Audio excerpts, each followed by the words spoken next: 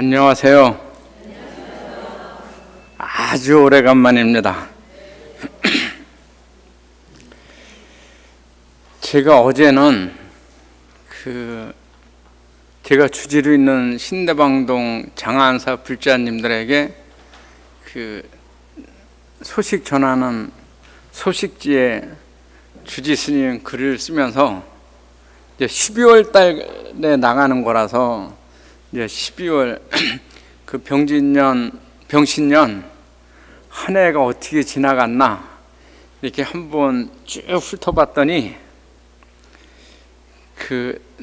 1월서부터죠. 국회의원 공천 막장 드라마, 그 다음에 지구촌 대축제인 브라질 네오올림픽 앞두고 소두병을 유발한다는 지카 바이러스의 공포, 또 금년 여름은 얼마나 더웠는지 150년 만에 폭염이라고 그래요. 그래서 더위에 관한 모든 기록을 다 바꿀 정도로 올여름이 대단했고, 또 끝없이 터지는 연예계, 문학계, 또 대학가 등에서 성추문, 그리고 북한 핵 위험에 대비해서 설치해야 된다는 고고도 미사일인 사드 문제로 인해서 지역 간의 갈등, 대우조선 한진해운의 파산 위기, 또 삼성 휴대폰 배터리 폭발 사고, 이게 아마 우리 불자님들도 많이 보셨지만 직접 간접적으로 피해 보는 게 한 20조 정도 된다고 그래요. 그러니까 어마어마한 거죠. 그리고 원자력 발전소 밀집 지역인 경주 부근에 지진 발생, 또 K재단의 불법 모금 사태, 또 이거로 인해서 계속 지속되는 최순실 게이트하고, 이제 어제도 전국적으로 100만 이상의 시민들이 모여가지고 하야 시위를 벌이는 거 보면서 아직도 12월 끝나려면 40일이 더 남았는데, 올해 기자들이 10대 뉴스를 정하려면은 참 고민을 많이 해야 될 만큼 우리나라가 올해 자연재해 등 또 인간의 탐욕으로 인해서 생기는 이 갈등이 어마어마하지 않았나. 그래서 참 힘들고 어렵고 상처받고 살아오지 않았나 생각해서 참 올 한 해가 잘 마무리됐으면 하는 바람을 가지고 있고, 또 제가 불자님들한테 이렇게 힘들고 어려울 때 내가 내 자리에서 내 역할을 충실히 하고 우리는 열심히 살아야만 내 가족을 지키고 사회가 혼란치 않고, 그럼으로 인해서 국가가 필리핀이나 이런 데처럼 발전이 퇴락해가지고 지금도 다녀보면 어린 아이들이 구걸하는 그런 모습이 없어지지 않을까, 이런 참담한 마음을 가지고 이제 글 쓰면서 자기 자리에서 본분을 잘 지켜달라는 부탁의 글을 썼는데, 오늘 열애사에 와서 과연 불자님들한테 어떤 말씀을 해드려야 될까 고민을 많이 했습니다. 그래서 개정의 사막에 대해서 오늘 말씀을 드리는데, 개정의 사막 다 얘기하려면 굉장히 어렵고, 오늘은 개학 중심으로 해서 말씀을 드리고자 합니다. 불교에 입문한 수행자가 대각을 성취할 때까지, 여기서 수행자라고 얘기하는 것은 출가 재가를 다 포함해서 말씀드리는 거예요. 일생을 수행하고 공부하는데 꼭 필요한 세 가지가 있어요. 그걸 우리가 개정의 사막이라고 그럽니다.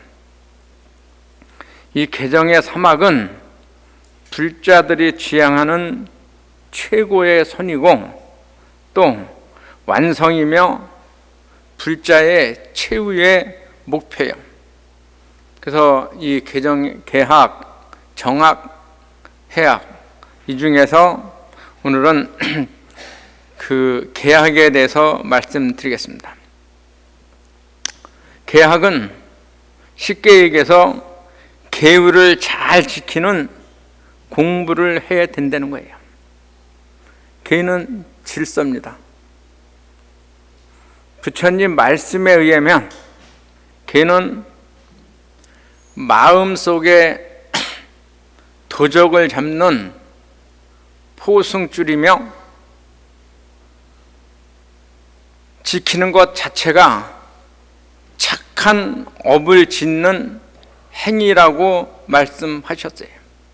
우리가 계율을 지키는 것은 내 마음속에 도적을 잡는 포승줄이고 또 계율은 지키는 자체가 착한 업을 짓는 거예요. 그러므로 부처님 제자가 된 사람은 누구를 막론하고 계 지키는 것을 생활에 나가야 돼요. 왜? 그것이 곧 착한 행동이기 때문에 우리가 실천해야 되는 사항이에요. 요새 이따도 그 말씀을 드리겠지만 법을 지키지 않았다고 해가지고 난리예요. 그것도 대통령이 헌법을 지키지 않았다고. 그래서 저는 가끔 그 편의점에 가면 1+1을 이런 게 있어요. 뭐 제가 좋아하는 그 커피를 하나 사면 어떤 때는 하나를 줘요. 그래서 저 왜 하나 샀는데 하나를 더 주냐 그랬더니 1+1이라는 거예요. 기분이 되게 좋더라고. 여러분들도 그런 경험 해보셨어요? 기분 좋으셨죠? 하나 값에 두 개를 받으니까. 근데 요새는 우리는 표로 대통령을 한 명 찍었는데 1+1이 돼가지고 근데 물건은 그렇게 마음이 뿌듯하고 좋은데 사람 1+1에 대해서 왜 이렇게 분노했는지 모르겠어요. 참 이따가 말씀을 드리는데 참 이해가 안 되고 설명이 안 돼가지고 참 많은 사람들이 그렇게 분노하고 힘들어하지 않나 이제 그런 생각을 갖습니다. 기회는 비구 스님은 250개, 비구니 스님은 348개, 또 3위, 남자 예비 승려를 3위라 그러는데 10개, 3인이 여자 그러니까 예비 승려를 3인이라 그러는데 10개, 또 제가 5개 등 이 비구, 비구니, 3위, 3인이, 우바세, 우바이 이 6 불자가 각각 적합한 것을 지키도록 부처님께서 설해 놓으셨어요. 근데 이 6 종류의 불자에게 모든 계율 한결같이 꼭 포함되어 있는 게 있어요. 비구계에도 비구니계에도 또 삼위계에도 삼인이계에도 우바세, 우바니, 우바이계에도 한결같이 포함되어 있는 계목이 있는데 그것은 뭐냐? 삼계의계와 근본 사계가 있어요. 삼계의계는 불, 법, 승, 부처님과 부처님의 가르침과 또 부처님의 제자인 스님, 즉 삼보에게 목숨이 다하는 날까지 의지하겠다는 계예요. 아까 청법가 하기 전에 삼교육에 하셨죠.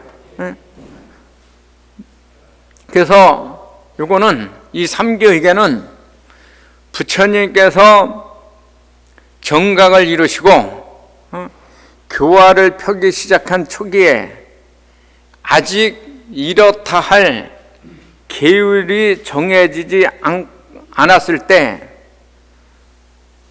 부처님 제자가 되겠다고 찾아오는 사람들에게 지키게 했던 기본 계율이에요. 처음 부처님이 깨달음을 이루시고 교단이 형성되기 이전에 부처님 제자가 되겠다라고 찾아오는 사람들에게 부처님이 요청했던 사항이 뭐냐? 승단에서 가장 보배로운 것이 불법승 삼보다. 앞으로 내가 만든 이 불교는 삼보가 있음으로 해서 존속하니 이것을 잘 지켜야 불자가 되는 것이고 그것을 지키지 않으면 불자가 아니라고 말씀을 주셨어요. 그래서 우리는 부처님한테 불자가 되는 순간에 받은 계가 삼기의계예요. 거룩한 부처님께 기의하겠습니다. 거룩한 가르침에 기의하겠습니다. 거룩한 스님들에게 기의하겠습니다. 이것은 내가 불자라고 불자로 입문한 순간서부터 반드시 의지하고 지켜야 되는 계예요. 근데 더러는 요새 좀 배운 그 불자님들 중에서 부처님에 의지하겠습니다. 이거 이론의 여지가 없어요. 부처님 가르침에 대해서 지키겠다. 이거 이론의 여지가 없어. 근데 스님들한테 기회하겠습니다. 이거에 논란이 많아. 열심히 사는 스님에게만 기회하겠습니다라고 얘기하시는 분들 있어요. 그래서 나는 그분들 출가해가지고 스님 생활 좀 해봤으면 좋겠어요. 지금 우리 부주지 스님 목 쉬었대요. 그래서 내가 입시기도 하느냐고 엊그제 회양했는데 고생 많이 해가지고 목이 다 쉬었냐 그랬더니 목감기가 왔다라는데 이 상태도 법당에 돌아와서 축원하잖아요. 왜? 부처님 가르침을 따르겠다고 온 불자님들 생각해서 비록 내 몸이 불편하더라도 보살심으로 나와서 이렇게 불자님들과 함께 하는 거예요. 제가 사는 절은 그 아름드리 나무가 한 10몇 그릇이 있어요. 그 느트나무도 있고 은행나무도 4그루가 있어가지고 은행잎이 노랗게 물들어가지고 어저께 밤에 바람이 불었는지 그냥 그 마당에 착 떨어진 게 그림같이 아름다워. 그 새벽 예불 하고 제 사제를 한 명 데리고 사는데 그 비지를 하면서 이제 사제 이름이 성천이에요. 성천수자. 아름답다는 거는 누군가의 희생이 뒤따르는 것이다. 우리가 도량 청소를 해줘야 아름답고 깨끗하고 또 우리가 나무든 화단이든 잘 가꾸는 수고를 기울였을 때 누군가는 와서 아름다운 도량을 보는 거지 그냥 아름다워지는 것은 없다. 잘 되는 데는 그게 회사든 가정이든 어떤 조직이든 묵묵히 희생하면서 사는 사람들이 거기에 있어요. 그래서 우리는 누군가의 희생 속에서 내가 아름다운 세상을 보고 있고 행복하게 살아가고 있음을 느껴야 돼. 느끼는 사람은 인격을 갖추고 세상을 지혜롭게 사는 사람이고, 그거 없이 그냥 사는 사람들은 대충 사는 사람들이. 저 오늘 아침에 좀 일찍 들어왔어요. 여기 일산노인복지관 어르신들 계시는데 모처럼 만에 내가 근무했던 일산노인복지관도 한번 볼 겸 호수공원 좀 한번 구경해야겠다고 한번 쭉 이제 건넌데, 그 게이트볼장에 가니까 그 건물이 새로 져있더라고. 근데 때마침 어느 어르신이 한 분 계셔. 가지고 말씀이 여기 청소해서요 그랬더니, 그냥 제가 그 게이트볼 치시는 어르신인데 집이 가까워서 좀 있다가 게이트볼 치는 사람들을 위해서 당신이 먼저 나와서 게이트볼 장에 떨어진 낙엽을 치운다고 얘기하시더라고요. 그런 분들이 있어서 다른 분들이 즐겁게 게이트볼을 치는 거예요. 세상은 자기를 희생할 줄 아는 사람, 그런 사람들하고 살았을 때 행복해지는 거예요. 아까도 여기 각현 스님하고 그런 얘기를 했는데, 제가 이제 그 일산노인복지관 관장 그만두고 한국 불교 문화사업당 그 문화사업국장을 했는데, 사업국장 그랬더니 뭐 사업해가지고 돈 버는 자리인 줄 알아.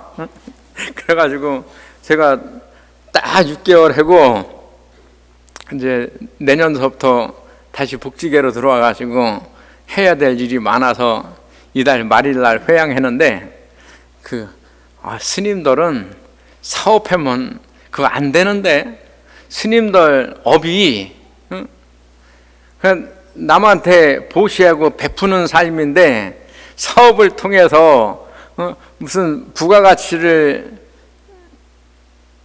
얻으려고 그러면 근본적인 스님 업하고 안 맞아서 다 실패한다는 거예요. 그래서 저는 그런 사업국장은 아니고요, 돈 버는 사업국장. 그래서 저는 제가 하는 사업은 내가 진짜 좋아해서 하는 건 복지사업.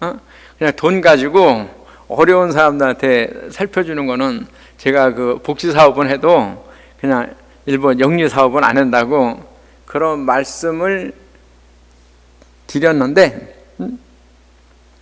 스님들은 보시를 하는 거예요. 부처님께서 이제 보시의 근원이 그래요. 저는 한동안 의문이 가시지 않은 것 중에서, 육바라밀 중에서 보시, 지계, 인욕, 정진, 선정, 지혜정, 육바라밀이 맞아요? 왜 보시서부터 했을까 이거예요. 부처님께서 계율을 먼저 설하셔가지고, 계율은 내 마음속에 도적을 잡는 포승줄이며 착한 업을 짓는 원인이 된다라고 하셨는데, 계율, 인욕, 정진, 선정, 지혜, 이 다음에 보시를 행하면 훨씬 그 보시가 아름답지 않았을까? 그 의문이 출가한 이래로 상당 기간 많이 갔어요. 그래서 말이 보시지 스님들이 보시라고 얘기해가지고 불자님들한테 돈 달라고 그러는 거 아닌가, 삥 뜯는, 요새 얘기를 많이 나오더라고. 대통령이 뭐 기업 회장 불러가지고 삥 뜯었다고 요새 뭐 언론에 그렇게 나오더라고요. 그 스님들도 부처님 말씀 그 보시라는 얘기 가지고 그냥 말 잘해가지고 불자님들 주머니에 있는 돈을 절에 내게 해는 거 아닌가. 그래서 저 같은 경우는 이제 신대방동 장안사는 노부자님들이 많아서 보시 얘기하려면은 아이고, 아들한테 저 돈 받아가지고 쓰지도 않고 그냥 주머니에다 잘 넣어놓은 거 내가 말해가지고 그거 주머니 거 꺼내내는 건가, 뭐 이런 생각이 들어가지고 이게 얘기하기가 보통 힘들었던 게 아니에요. 근데 그게 정리가 됐어. 보시에 우리가 이제 일반적으로 보시는 재보시, 법보시, 무예시 보시가 있다고 그래요. 보시의 시작이 뭔가?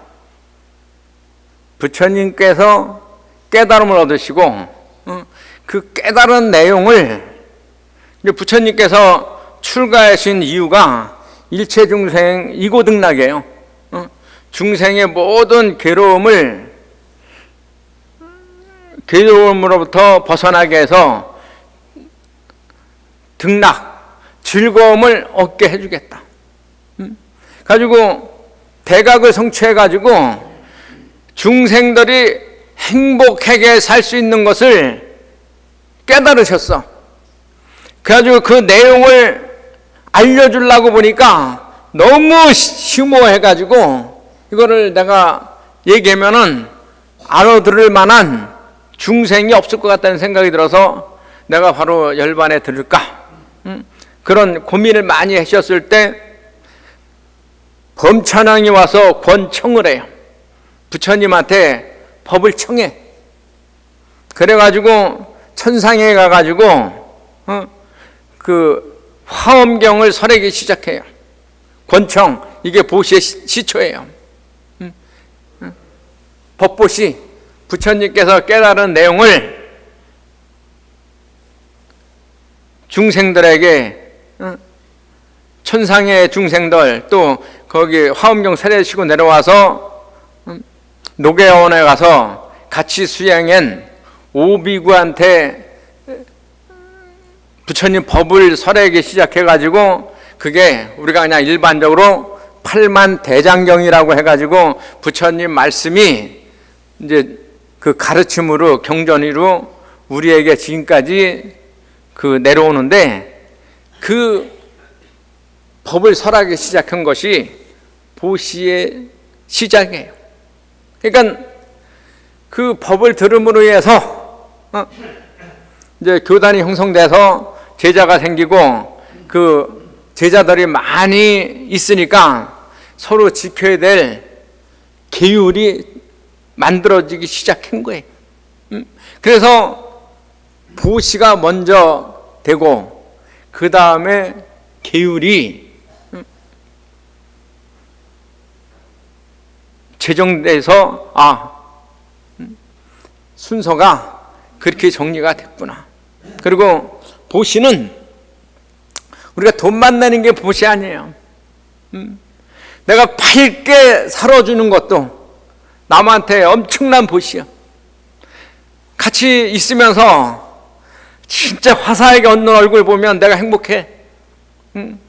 똑같은 사람을 봐도 어떤 사람이랑 축상을 하고 있는 사람, 그 사람이 나한테 요구한 게 하나도 없는데 그 사람 보면서 내 마음이 힘들어. 근데 내가 밝은 모습 가지고 있는 거, 그래 저 사람만 봐도 마음이 너무 편안하고 행복해. 우리가 부처님 제자가 돼가지고 불교를 믿는 것은 내가 행복하기 위해서예요. 내가 저 불자 때문에 행복하면 저 불자가 나한테 부처님이야.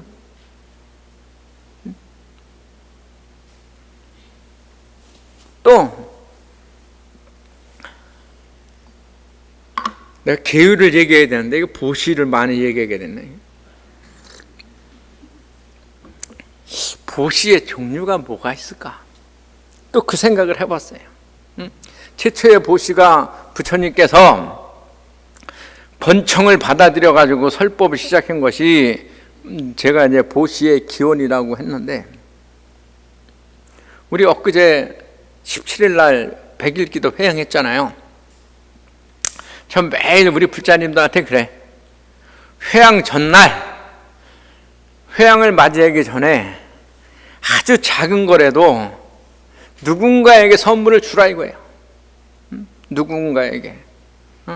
내가 장애 없이 기도해가지고 무언가 뜻을 성취했다면 이 성취는 나 혼자만의 노력이 아니에요. 아이가 장애 없이 공부 잘 해준 것도 감사하고, 또 기간 중에 부모님들이 안 돌아가시고 살아주신 것도 감사하고, 또 내가 차 타고 다니는데 다른 사람들이 운전을 잘 해줘가지고 내 차 안 박은 것도 감사하고, 내가 기도를 회양할 수 있게는 나뿐만 아니라 내 가족, 내 주위의 모든 사람들의 도움으로 인해서 내가 그 기도를 원만히 성취하는 거지, 나 혼자의 노력만 가지고 되는 것이 아니에요. 그러니까 그런 마음을 내가 담고 누군가에게는 베풀 수 있는 그런 마음을 가지라 이거예요. 스님은 부처님의 가르침을 불자님들한테 바르게 전달해 주는 그런 보시를 해야 되고, 또 불자님들, 내가 의사면 내가 가지고 있는 의술을 환자한테 지극 정성한 마음으로 베푸는 거예요. 그러면 나한테 치료받은 환자가 쾌차했다 그러면 그거보다 큰 보시가 어디 있겠어요? 그러니까 내가 가지고 있는 소중한 그것을 누구한테인가 정성스럽게 나눠주는 거, 그게 보시예요. 내가 가진 게 웃는 얼굴만 밖에 없다고 하면 그 웃는 얼굴을 전해주는 것만도 굉장히 큰 보시예요.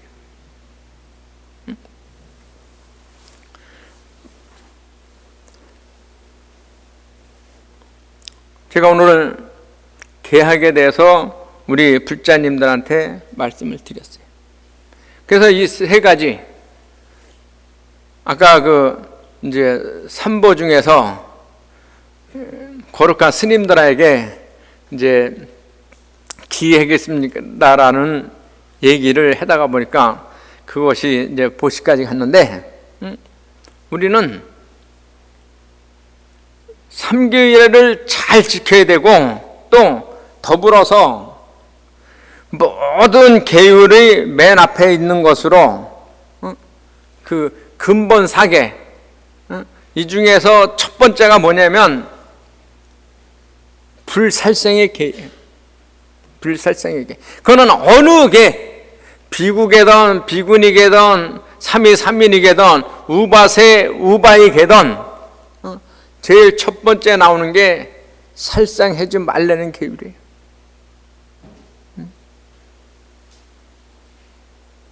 왜? 생명을 소중하게 여기라는 거예요. 어떤 생명이든지 다. 아까 제가 서두에 올 여름은 150년 만에 폭염이라고 그랬어요.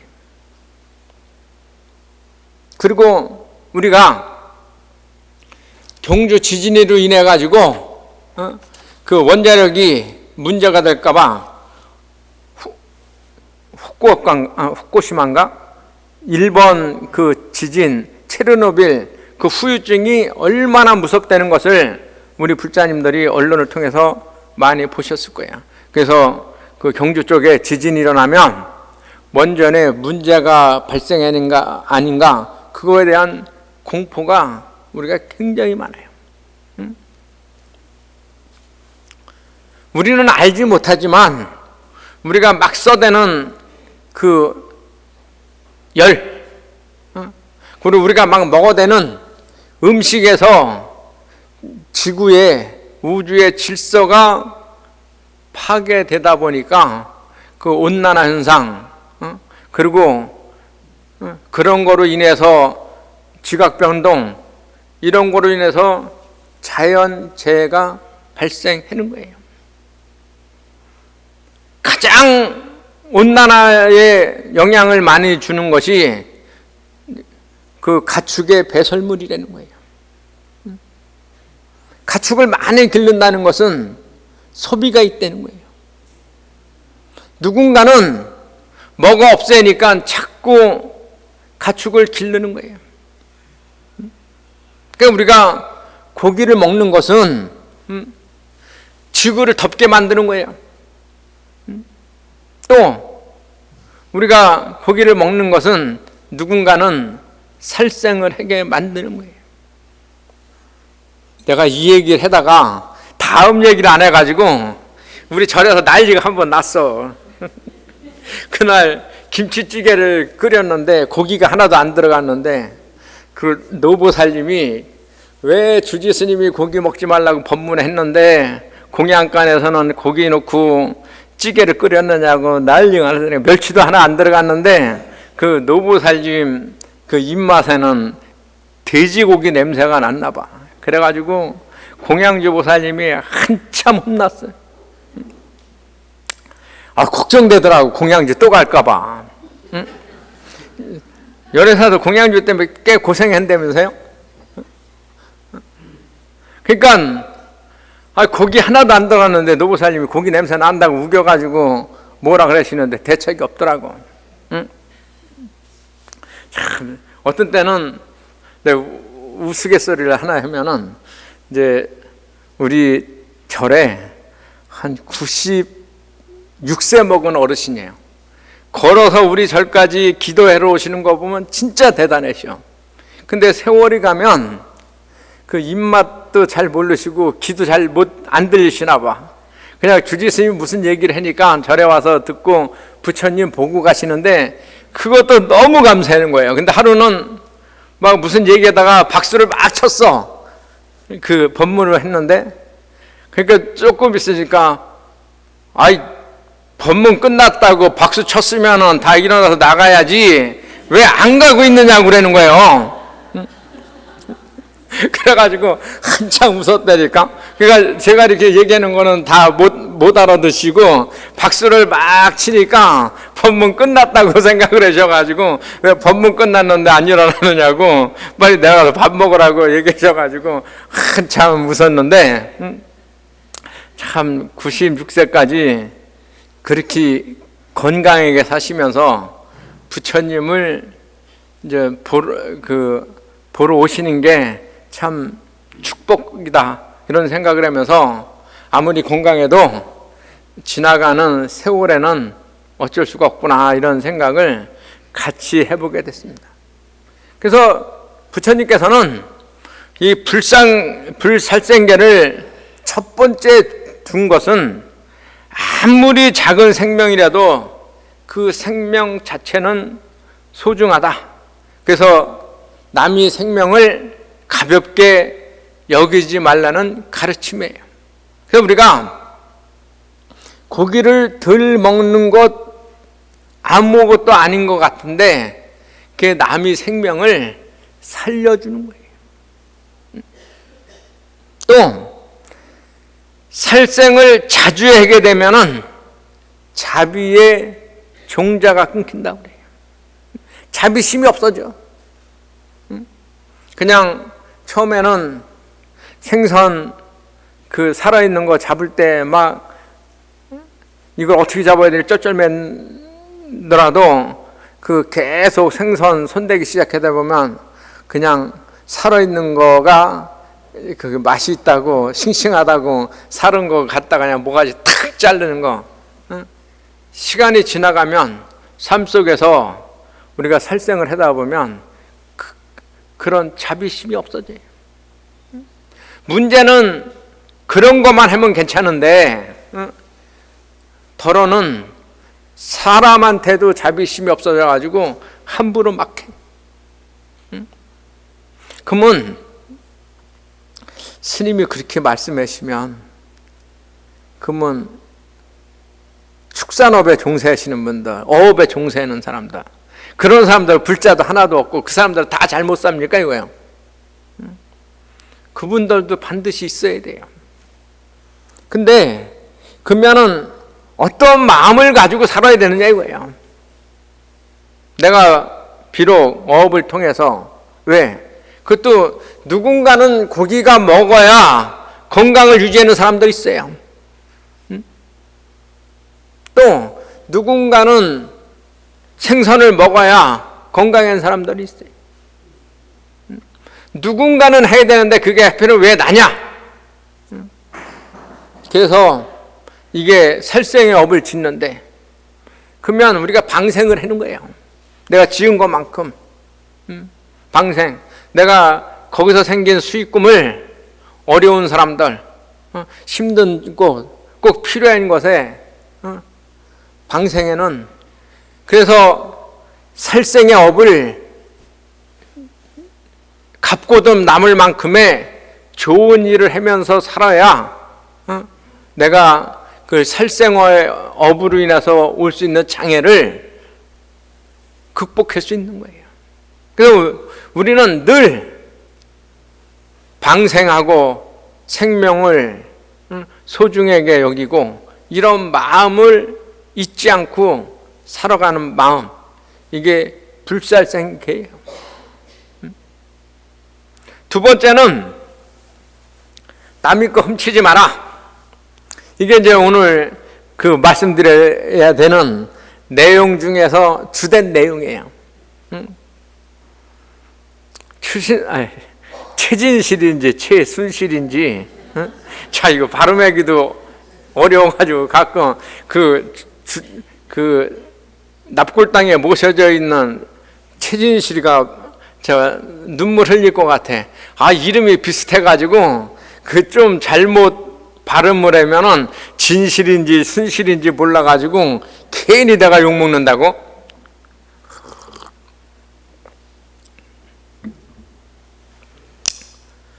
저는 이제 스님이 뭐 이런 얘기 하는 게 맞는지 안 맞는지는 모르겠어요.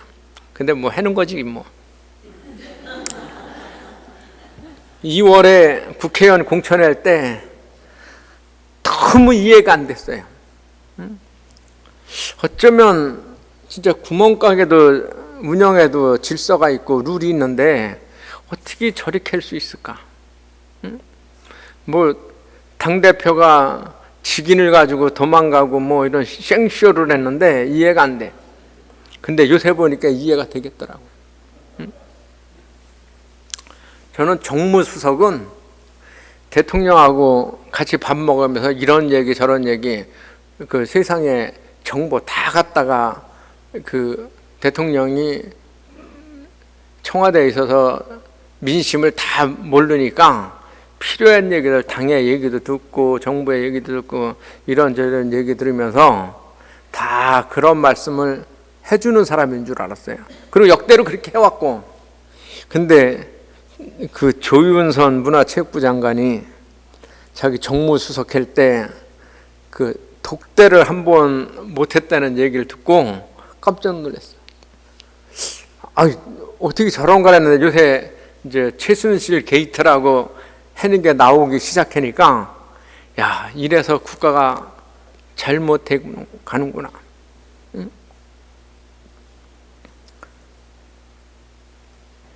두 번째 개가 불투도예요. 남의 거 훔치지 마라. 권력의 힘을 통해서 남의 거 받았잖아요. 이게 훔친 거예요. 그러니까 업이 어떻게 되는 거예요? 남의 거 훔치면 복도 개종자가 끊긴다고 그랬어요. 지금 대통령 어마어마한 비난을 받고 있어요. 뭐 5%밖에 안 된대, 지지율이. 뭐 옛날에는 30%, 35%는 결코 깨지지 않는 지지율이라는데 지금 5%라고 그래요. 아까 제가 우스갯소리로 1+1이라 했는데 그냥 영부인 같다는 생각이 들더라고, 최순실이.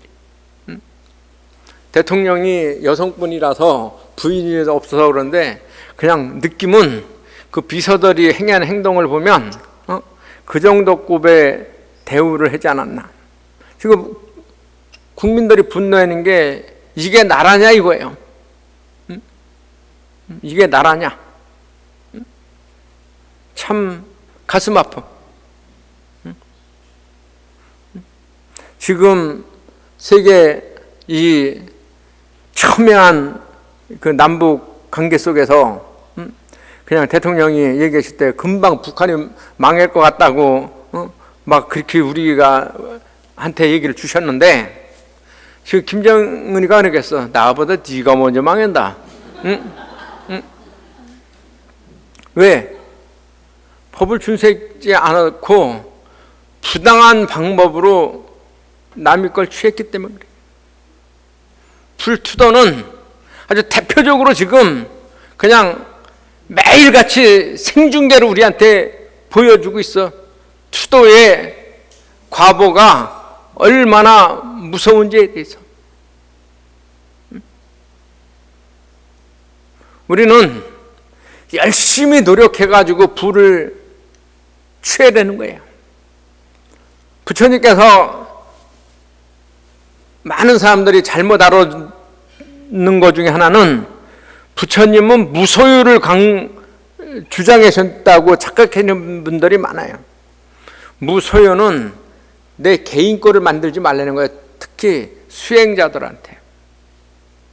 절은 부자여야 돼요. 스님 개인은 가난해도 절은 부자여야 돼요. 그래야 절도 짓고, 누군가는 돈을 만들어 가지고 이 열애사를 줬기 때문에 열애사가 앞으로 수백 년 동안 불자들에게 부처님의 가르침을 전해주고, 또 이곳에서 기도를 통해서 내가 가지고 있는 갈등과 소구 소망을 성취하는 부처님의 가르침에 법당이 되는 거잖아요. 제가 물자들은 열심히 해서 돈 많이 벌으라는 거예요. 단 잘 쓰라는 거예요. 부처님께서는 네 가지로 우리한테 가르침을 주셨어요. 열심히 살아가지고 돈 벌면 4등분 해라. 그래서 4분의 1은 이 돈을 벌게 해준 사람들한테 쓰라 이거예요. 그 기업의 종사자들한테 쓰라 이거예요. 4분의 1 또 사업 키우는 데 써라 이거예요. 4분의 1 사회사업에 쓰라 이거예요. 4분의 1 가족, 일가, 친척한테 쓰라고 그랬어요. 그러니까 내가 열심히 살아가지고 버는 돈 혼자 갖지 말고 가족과 사회와 또 회사를 구성하는 사람들, 만약에 그렇게 사업을 운영하면 그 사업주는 어마어마하게 존경받을 거예요. 회사에서 데모 안 할 것 같아. 제가 언젠가 우리 불자님들한테 제 지인 얘기를 한번 한 적이 있을 거예요. 그분은 식당에다가 몇 번을 덜어 먹었어. 근데 한동안 안 보였는데 오셨는데 지금 뭐 해서요? 그랬더니 식당에 가서 성공했다는 거예요. 종업원이 한 20명 된대. 그래서 결국은 한문을 파가지고 성공하셨습니다 그랬어. 근데 실패했을 때는 왜 실패하고 성공했을 때는 왜 성공했습니까? 얻은 교훈이 있습니까? 그때 이때 그게 뭐예요? 그랬더니 실패했을 때는 오는 손님이 다 돈으로 보였대요. 오는 손님이. 성공했을 때는 그랬더니 오는 손님이 다 내 가족을 행복하게 해주는 아주 소중한 사람으로 보였다는 거예요. 오는 사람이 돈으로 보였을 때는 어떻게 하면 돈을 더 벌을까? 그 집이 설렁탕을 했었는데 딱 100그릇 양을 하면은 돈으로 보이니까 100%를 떠야 되는데 한 그릇에 90%만 뜬대. 그러면 100명한테 100그릇을 떠야 되는데 90%를 뜨니까 110그릇을 뜰 수 있는 거예요. 그럼 그러면 10% 이득이 생기지. 그러면 사람 잘 모른다는 거예요. 그러면 거기에 만족을 해야 되는데 물을 또 10%를 보여. 응? 그러면 20%가 남는 거지. 근데 손님이 봉이에요. 그걸 모르게 10% 주는 거는 아유 좀 덜 먹으 좀 줄었는데 덜 먹으면 뭐 살도 덜 찌고 그냥 내 건강에 좋겠지 이렇게 넘어가는데 거기다 물까지 타면 양도 줄고 맛이 없으니까 안 와버려. 돈이로 보이면 그렇게 장난을 쳐요. 근데 내 가족을 먹여 살리는 소중한 사람으로 생각하니까 아니 손님이 와야 거기서 생긴 이득으로 내 부모 모시고 내 자식들 공부 가르치고 안 오면 아예 소득 자체가 발생을 안 하니까 오는 사람들한테 즉각 정성으로 하는 거예요. 맛있고 친절하면 그냥 산속에 들어가 있어도 요새 차가지고 다가.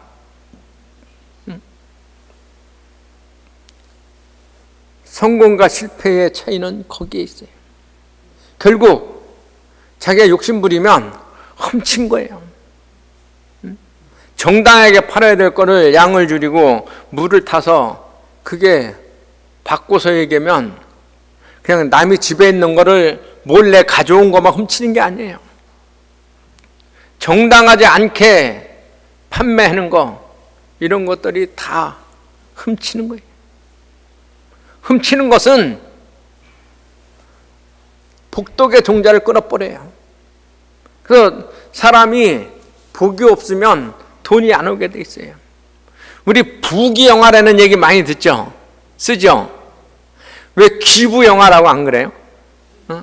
기하게 된 다음에 영화를 기하게 된 다음에 돈 벌어가지고 영화를 누리면 되잖아. 근데 우리는 부귀영화라 하잖아요.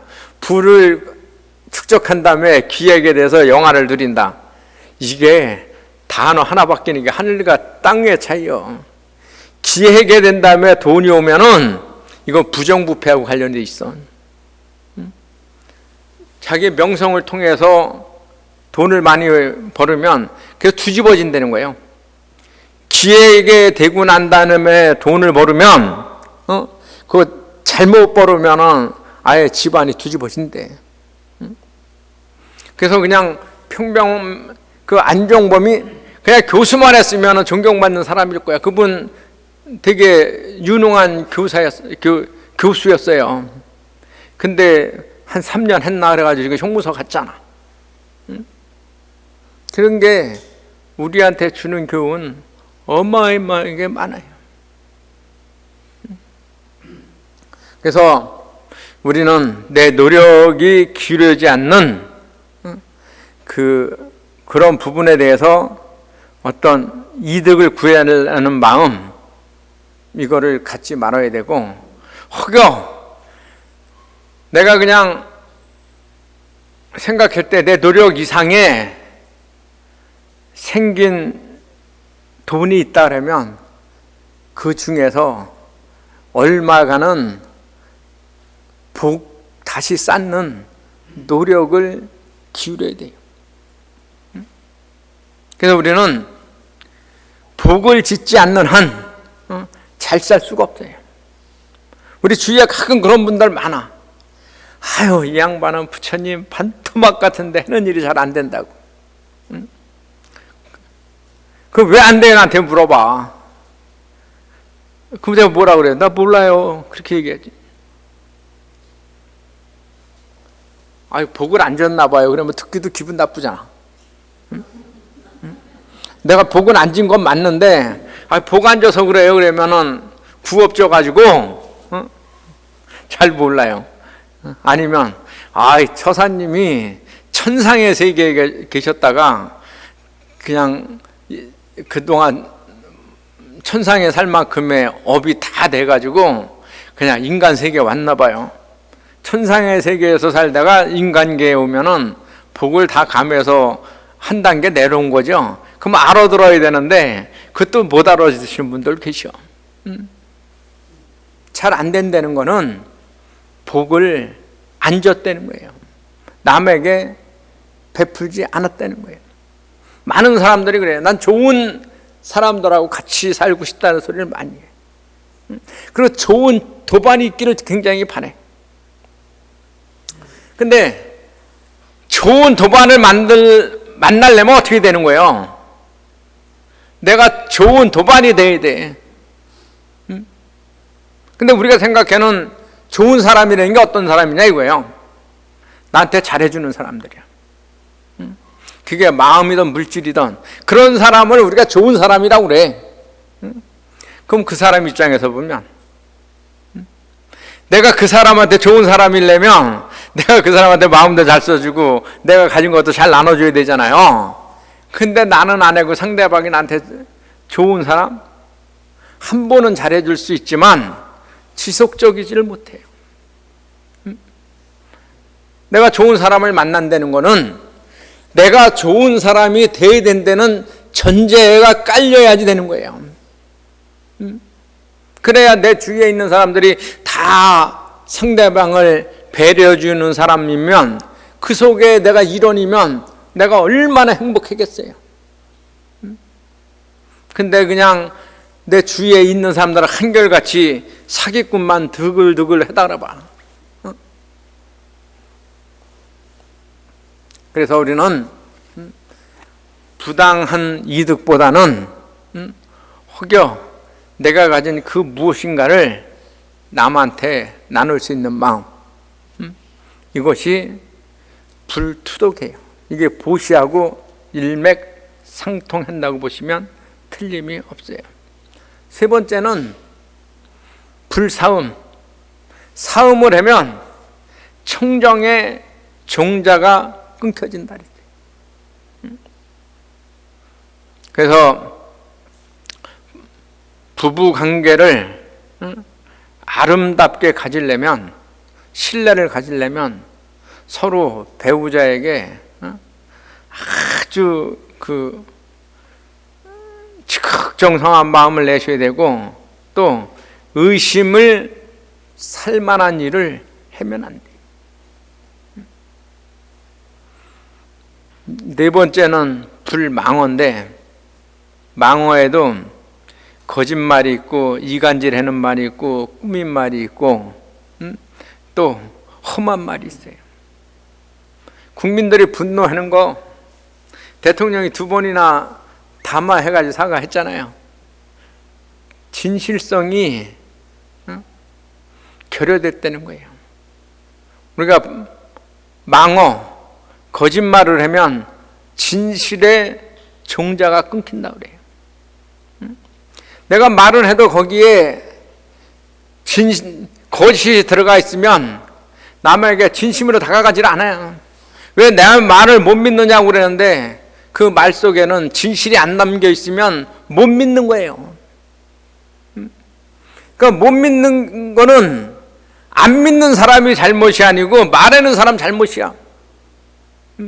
그냥 왜 너는 내 말을 못 믿느냐고 막 들들 볶는데, 지가 못 믿게 해놓고 왜 못 믿느냐고 상대방 그냥 들들 다버. 왜? 진실이 담겨져 있지 않기 때문에 그래요. 그래서 우리는 말을 많이 하는 것보다 진실을 담길 수 있는 얘기를 해야 돼요. 내가 이번에 24일 날 이제 여기 회주 스님이 저한테 은사 스님인데 모시고 대한만을 같이 가요. 근데 일정이 어디 사찰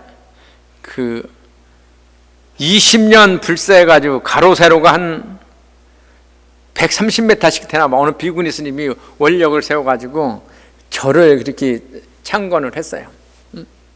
근데 아주 불사금도 어마어마하게 들어가고 얘기를 들어보니까 낙성 겸 부처님 점화하시는데 부처님 점화를 회주 스님이 하시거든요. 근데 스님이 1500명 오시고 아마 불자들이 10,000명 정도 온다고 그래요. 거기를 모시고 가면 내가 스님한테 둘이 있을 때 그래요. 제가 그래도 스님 잘 모신 것 같아요. 제가 스님 듣기 거북한 얘기를 참 많이 해서 스님이 내 개인적으로 나는 별로 안 좋아하시겠지만 되돌아보면 아닐 때 아니라고 얘기해가지고 그래도 제가 잘 모신 거죠. 저 청와대처럼 모시면 안 되잖아요. 내가 그 얘기를 하려고 지금 마음에다가 꽉 담아놨어. 스님한테 가면은 그 얘기 하려고 그러니까 나 좀 미워하지 마세요. 그 얘기 하려고. 응?